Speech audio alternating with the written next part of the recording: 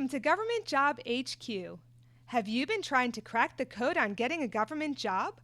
Doing a lot of work applying online without results? We provide quality free instructions and videos that reveal the free secrets that successful government professionals have used for years. In this video, we're going to reveal 3 powerful steps to get your federal job application referred to the selecting official when applying on usajobs.gov. The first thing that we're going to look at, we're going to go into the duty section and look at the description of the job announcement here and the duties of the position. And you want to take the keywords that are in this description of duties and you want to get them transcribed into your usajobs.gov resume. Okay? So you want to stay honest and you want to take your current skill set that you have, the skills that you've acquired that relate to these different duties, and you want to take as many of these keywords into your resume, okay? Because when you put your application into the system, it's going to be looking at keywords. It's the first system that it's a process that it's going to go through. So you want to get as many hits as you can on the various keywords that are spread throughout this list of duties. The second thing that you want to focus on is what is the number one keyword in the announcement. You want to make sure that whatever is the most frequent keyword in the announcement, that you've also, at the very least, have that keyword listed in your resume somewhat frequently. Now, I've looked through these the duties listed here for this particular position, and of course, since it's a IT specialist InfoSec position, which is like an information security type position, there's a lot of mentions of the word security here: information security, security practices. So those are the kinds of things you're looking for.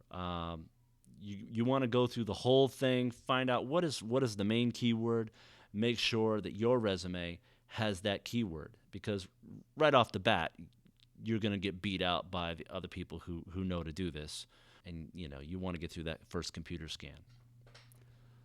The last step to getting your federal job application referred to the selecting official is kind of a ninja trick here. It's one that isn't really talked about that much. I've only rarely seen people using this to their advantage.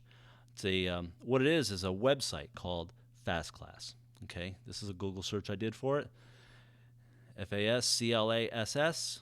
You do a search on that term. These are the sites that come up. I went in and did a search by position, and you can see on the position here that we are looking at in our example. This is a job. It's actually out in Monterey, California. It's actually at the Presidio, which is the Defense Language Institute. So I went on to FastClass, and they happen to have their personnel office is handled right out of the Defense Language Institute in Monterey, California. Put in GS 2210, GS 9. This is the kind of job that we had on the advertisement. As you can see here, it's a GS 9/11. The information technology specialist is a 2210 series position. So right here is the job title, right? So we go over to FastClass. We run our search, right? So this is a GS 2210, GS 9, Monterey, California. We'll do a search. And what we're looking for here is something that has this job title, okay? And of course, I've got this lightning fast DSL connection here. Anyway, you want to look for exactly that kind of job title. So we're actually looking for the InfoSec/network position, right? So what these are the position descriptions for this job. And so when these advertisements are placed out on usajobs.gov, the people who put these out there require that the people putting out the position to be advertised submit the position description. And this is where they get them from. Okay, so when we look down the page here, I went down and looked at this ahead of time, and it looks like we've just got two positions here that have InfoSec Network in the description. So, what does that mean to you? If you're on usajobs.gov and you're trying to apply for this position, right? Initially, before you watched this video, all you really had to go on was the advertisement itself and the keywords that were in it. But now you can look over here, and one of these PDs, one of these position descriptions, is going to be the one that's in that advertisement. Okay, so we'll go ahead and click on the first one there. And we're actually going to dig in and take a look at that position description. Okay, this is what it looks like.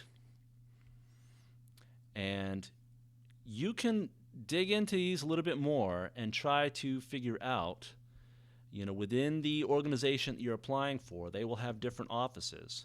And those different offices may have different position descriptions. So if you read through the details of these position descriptions, you may be able to derive specifically which one goes to the advertisement that you're applying for.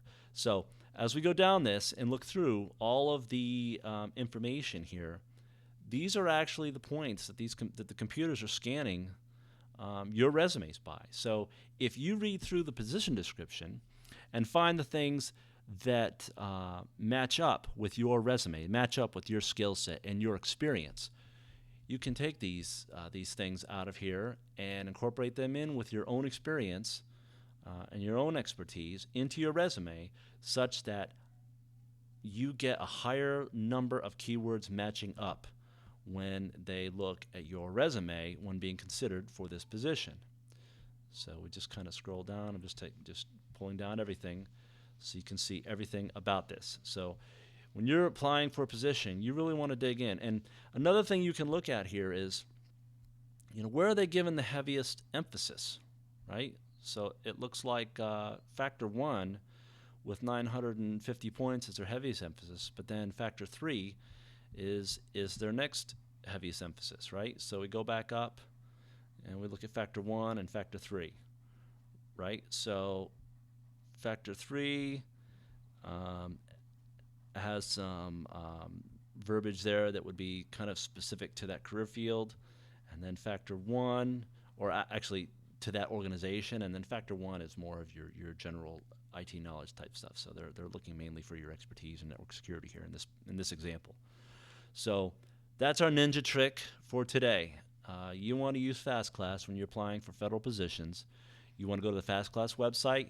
You want to look at the position descriptions. You want to try to track down the exact position description that they use for the advertisement. And sometimes you can do that by looking at the different things, such as the organizations that are putting it out and the GS levels on it and so forth, and see if there's any clues in the actual advertisement that might give away which position description that they're using, and then you use that to your advantage to land the position.